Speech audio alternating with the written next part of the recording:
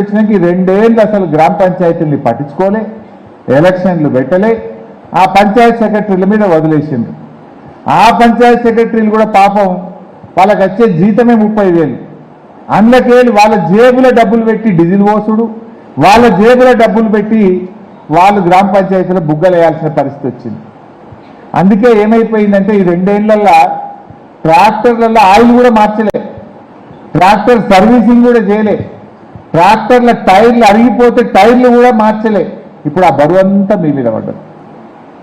2 ఏళ్ల చెత్త ఈ కాంగ్రెస్ పాలనలో జరిగిన ఆ పేరుకపోయిన దుమ్ము ధూళి చెత్తనంతా కూడా తుడిచిపోయాల్సినటువంటి ఒక పెద్ద బాధ్యత మీ మీద పడ్డది. నిజానికి ఏం పట్టించుకోలే, సెక్రటరీలను వాళ్ళని కూడా తప్పు పట్టలేదు. వాళ్ళకి వచ్చే జీతం 30,000, పెళ్ళాం పిల్లలు లేరా, స్కూల్ ఫీజు కట్టద్దా, వాళ్ళు బతకాలి కదా. ఆ 30,000 అప్పుడో ఇప్పుడో ఇంత డీజిల్ పోసి 3 వద్దులకో 4 వద్దులకు ఒక్కనా ట్రాక్టర్ నడిపింది. ఎప్పుడన్నా బతుకమ్మ పండుగ వస్తే బుగ్గలు వేసింది కానీ నడిమిట్ట బుగ్గలు కూడా వేయలే. ఇప్పుడు మీ ఊళ్ళల్లో పోతుంటే ఆ పేరుకుపోయిన దుమ్ము, ట్రాక్టర్లలో కనీసం సర్వీసింగ్ లేక టైర్లు అరిగిపోయి, డీజిల్ లేక, ఆయిల్ మార్చక, ఫిల్టర్లు మార్చక, బ్లేడ్లు ఖరాబ్ అయిపోయి ఇవాళ ఎన్నో సమస్యలు మీకు స్వాగతం చెప్పినాయి. నిజంగా ఇది ఒక ఛాలెంజ్ మీకు చెప్పాలంటే. కానీ భయపడకండి, ప్రతిదానికి ఒక పరిష్కారం ఉంటుంది, అధైర్యం వద్దు. కానీ ఎందుకు నేను ఈ మాట చెప్తున్నా అంటే 2 ఏళ్ల రేవంత్ పాలన పల్లెల్ని మురికి కూపాలుగా మార్చింది. అస్సలు పట్టించుకోలే. ఇందాక మాణిక్ రెడ్డి గారు అనుభవంతో చెప్తున్నాడు.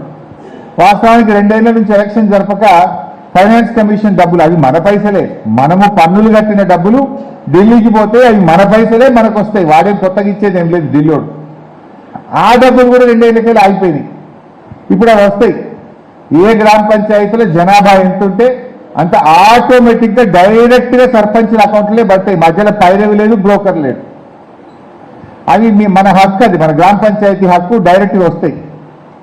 ఏమన్నాగా వస్తాయేమో బుగ్గలో గిగ్గలో ట్రాక్టర్లు మంచిగా చేద్దామంటే ఇప్పుడు మాణిక్యాన్ని బాబేసిండు. కరెంటు బిల్లు 2 ఏళ్ళకెళ్ళి కట్టలేదట, మొత్తం అటెగుంచుతారట. మరి కరెంటు బిల్లులకు పోతే మరి రేవంత్ రెడ్డి నువ్వు కాంగ్రెస్ ప్రభుత్వం ఆనాడు కేసీఆర్ ఇచ్చినట్టు నువ్వు ఇవ్వవా పైసలు? కేసీఆర్ నెల నెల గ్రామ పంచాయతీలకు పైసలు ఇచ్చిండు. ఫైనాన్స్ కమిషన్ 5 లక్షలు వస్తే ప్రభుత్వం 5 లక్షలు కలిపి 10 లక్షలు గ్రామ పంచాయతీలు వేసింది. ఈయన 2 ఏళ్ల నుంచి నయా పైసా ఇవ్వలే, గ్రామ పంచాయతీలకు రూపాయి కూడా ఇవ్వలే.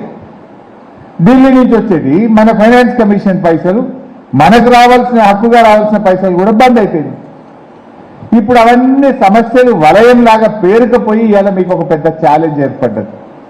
ఇది ఎందుకు వచ్చింది అంటే రేవంత్ యొక్క పాలన వైఫల్యం వల్ల, పల్లెల్ని పట్టించుకోకపోవడం వల్ల ఈ సమస్య ఏర్పడ్డది.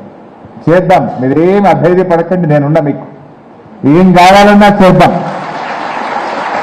నేను ఇంకొకరి అనుభవం చెప్తా. మధ్యలో మనం తెలంగాణ ఉద్యమం చేసినాం. 2004 నుంచి 2014 దాకా నేను ఎమ్మెల్యేగా ఉన్నా, ప్రతిపక్షంలో ఉన్నాం. నాడు కాంగ్రెస్ ప్రభుత్వమే ఉండే. మధ్యలో తెలంగాణ ఇస్తలేదని నేను రాజీనామా పెట్టినా. ఎమ్మెల్యేకు ప్రజలు కోరితే కేసీఆర్ గారు ఆదేశిస్తే మేము రాజీనామా చేసినాం. ఇక్కడ కాంగ్రెస్ వాళ్ళు ప్రచారంకి వచ్చారు సిద్దిపేట నా మీద. గీతారెడ్డి గారు వచ్చే మేము ఇంత సీఎం రిలీఫ్ ఫండ్ ఇచ్చినాం, మేము ఇంత డెవలప్ చేసినాం, ఇన్ని చెక్ డ్యాములు కట్టినాం, అట్లా ఇట్లా అని స్పీచ్లు ఇచ్చారు. ఇస్తే నేను ఒక మాట అన్నా, మీరు ప్రభుత్వం మీది, మంత్రి మీరున్నారు, నేను ఈ రాష్ట్రంలో ఒక ఎమ్మెల్యేని, మరి సీఎం రిలీఫ్ ఫండ్లు మీ గజ్వేల్ ఎక్కువ వచ్చినాయా, నా సిద్దిపేటలో ఎక్కువ వచ్చినాయా లెక్క పెట్టి ఉండు అన్న. అప్పుడు చూస్తే సిద్దిపేటలో ఎక్కువ వచ్చినాయి. మనం ప్రతిపక్షమైన ఆనాడు సిద్దిపేట నియోజకవర్గంలో మన జిల్లాలో ఎవరు చేయనంత సీఎం రిలీఫ్ ఫండ్ తెచ్చి ప్రజల్ని కాపాడుకునేటువంటి పని చేసినారు. మా పెద్దవాగు మీద చెక్ డ్యామ్లు మా నంగనూరు మండల మిత్రులు ఉన్నారు. ఆనాడు ప్రతిపక్షంలో అసెంబ్లీలో గొంతెత్తి పోరాడి ప్రతిపక్షంలో ఒకవైపు ఉద్యమం చేస్తూ పెద్దవాగు మీద ఆ రోజు అత్యధిక చెక్ డ్యాములు కూడా ఆ రోజు నేను ప్రతిపక్షంలో ఉండి కట్టించినటువంటివే, ఆనాడు మనం కట్టించినటువంటి చెక్ డ్యాములు. అట్లా చెప్పుకుంటూ పోతే అనేక పనులు. ఆ రోజుల్లో రైతు ఆత్మహత్యలు ఉండేది.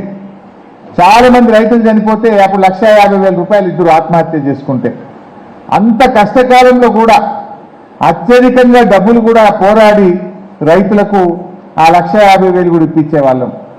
ఆపద్బంధు అనే పథకం ఉంటుండే, ఎవరైనా చనిపోతే 50,000 రూపాయలు ఇచ్చేది. అత్యధికంగా ఆపద్బంధు డబ్బులు కూడా సిద్దిపేటకే తీసుకొచ్చినాం. పాత సర్పంచులు పాత లీడర్లకు గుర్తుంటుంది.